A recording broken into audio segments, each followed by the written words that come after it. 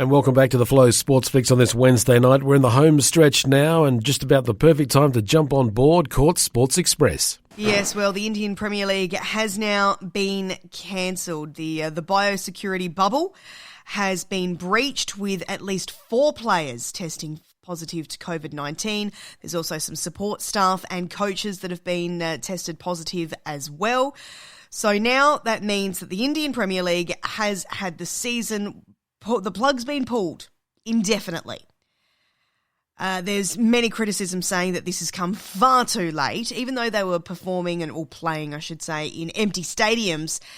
That simply wasn't enough, and as we can see now, that bubble has been compromised is incredibly infectious illness, and now those players are at risk. Luckily, our Australian players, even though they're scrambling to try and leave the country at the moment and find somewhere else to go, they are taking care of themselves and keeping them as safe as possible. But you want to talk heartbreak. David Warner shared a picture that his daughter sent him. It's like a letter just asking Daddy to, stay safe and saying, please, Daddy, come home straight away. We miss you a lot and we love you. And all 3 of his daughters signed it. Oh, there's so many families that are really struggling at the moment. And I'm not just talking cricket players, but a lot of Australians that are stranded over in India that have, been there to visit family, to say goodbye to family, to welcome new family. And now they're certainly in a very, very big pickle.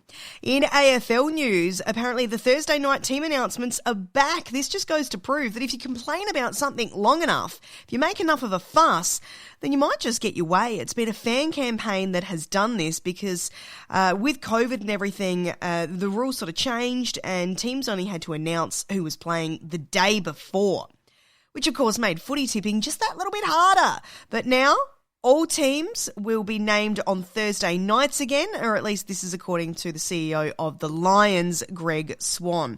But again, this has been through fans complaining, kicking up a fuss, and now they're finally getting their way, which hopefully will make tipping just that little bit easier, or at least for those that actually know what they're tipping for. Thanks, Court, and you can catch Court with her Sports Express. It's part of the Brekkie Flow. It's on tomorrow morning from 6 till 9 right here on Flow.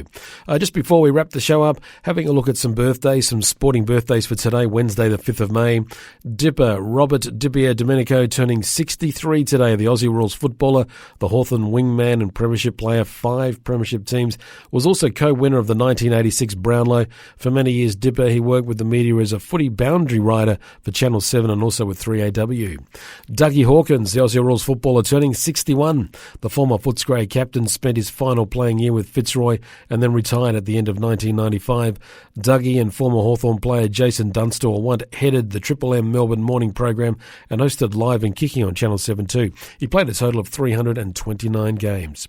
Corey Parker, the NRL player with the Brisbane Broncos, turning 39. The former club captain made his debut in 2001. In March 2015, he played his 300th game.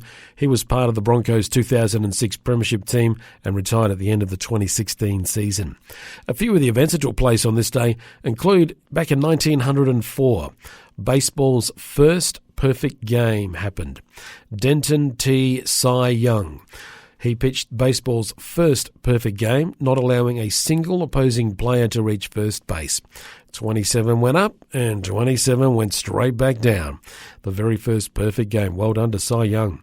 Patrick Johnson, at the age of 30, became the first Australian sprinter to run the 100 metres in under 10 seconds. It was 9.93. He did on this day in 2003.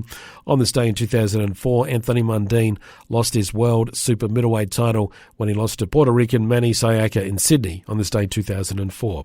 Well, that's about it for all that information, all those little birthdays and events that took place on this day. And that's it for the Flow Sports Fix for this Wednesday. A reminder, if there's anything you heard during our netball conversation and you think, hey, you forgot about this or you need to mention that, get in touch with us. Do so via our Facebook page, Flow FM Australia, or simply send us an email and send it through to news@flowfm.com.au. We'll be back tomorrow with the Thursday edition of the Sports Fix. Look forward to your company then.